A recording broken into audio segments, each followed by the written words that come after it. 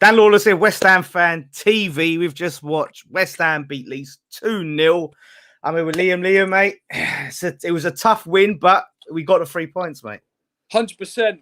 I think we rode our luck at times, especially in that second half. And I just think we got a bit luck of the green today, like especially with a penalty, bounced straight back out for him.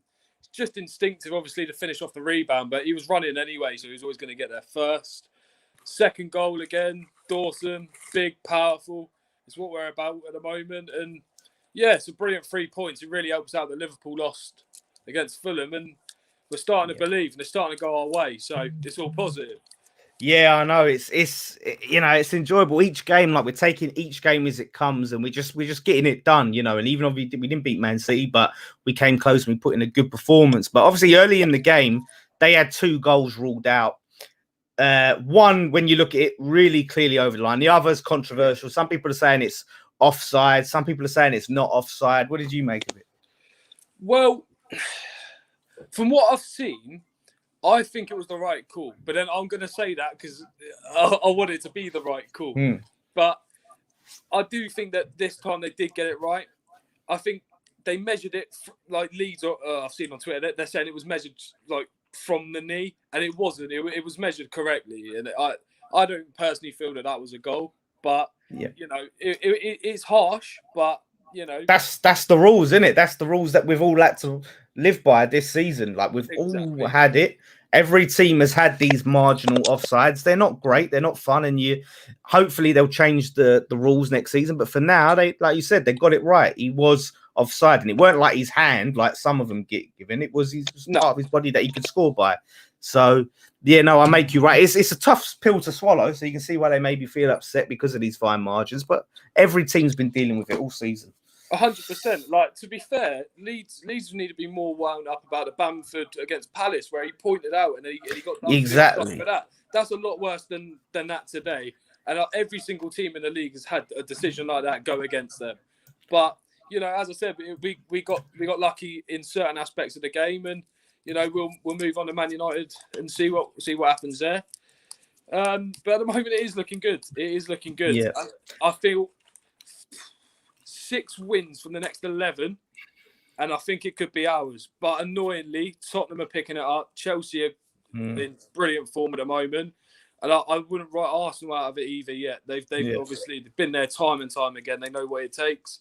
So they've all got that European football to play to contend with, though. That's the thing. Is that going to catch up with them? We haven't got those games. We can just focus on the Premier League. So you'd hope that plays an advantage. Exactly that. I think fixture congestion obviously does play a big factor. But the problem that obviously we have, in my opinion, is squad.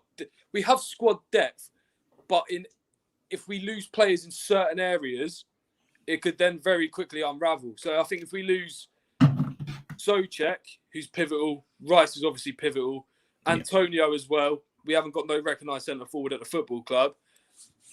You lose if you lost all 3 of them at the same time, it'd be ridiculously unlucky. Yeah. But obviously your season then unravels very, very quickly.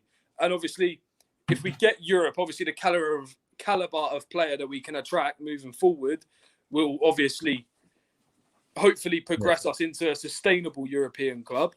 At the end of the day, that's what we were sold when we left our home, and it's for the first time for 5 years now. I've always been proud to be West Ham, but this is the most excited I've been, and it gets me emotional. It does, because we left our home for this.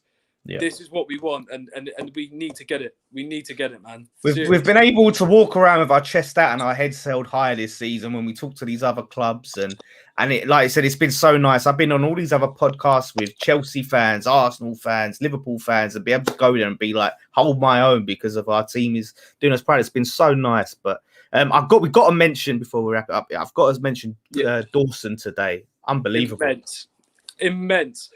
What did he cost us? He got him like 3 million quid, I think, wasn't it? It's like loan. No, I don't know if we've signed him on a permanently, but I think if we want to sign him on a permanently, he will cost us 3 million. I think that was the figure. If we want him for permanent, that is a no-brainer. Sign him up. 100%. Such a surprise.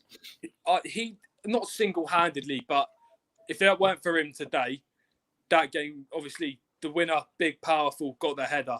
But that goal line clearance 5 minutes from time, it saves our backside. It really does. Because I think if that goes in, a team like Leeds, you saw it at the beginning of the season against Liverpool, they get that one and they get a sniff, they'll go and they'll proper go for it. But to be fair, and I'm not one to like say Bielsa this and Bielsa that. I think to be fair, we matched them all over the pitch. It was they committed men forward like we knew they were going to, but they ran, but I don't see the hype around it. I think Moyes' football at the moment is winning football. That's the model for like a club that at the moment, I know the players are they're performing very, very well. But if you look at some of these players last year, relegation candidates, Cresswell, that if you had asked fans last year, most of them would have said he shouldn't be putting that shirt back on. Yeah, he's finished, they would have said, yeah. Yeah, 100%. You look at Fabianski last year, he's making silly mistakes, he's past it. You look at Diop, barely getting game time, and he's been solid. He deserves a special mention. You could reel off one by one these players that everyone writ off, including myself, some of these players. And Moyes he's done a 180 turn on these players, and you can see they want to play. You know, you can see it, and these players aren't done. They're just being coached properly, and it's brilliant to see, man. It's brilliant to see, and I just hope this season don't end. And if it does, I hope it ends in a massive party because we'll be going to bloody Lithuania away next year. That's it. Or maybe Real Madrid. You never know, mate. You never know. Let's wait and see. Like I said, let's just enjoy it, mate, and see where it goes. So, thank you very much, mate, for coming on. It's been a pleasure, and nice one, mate.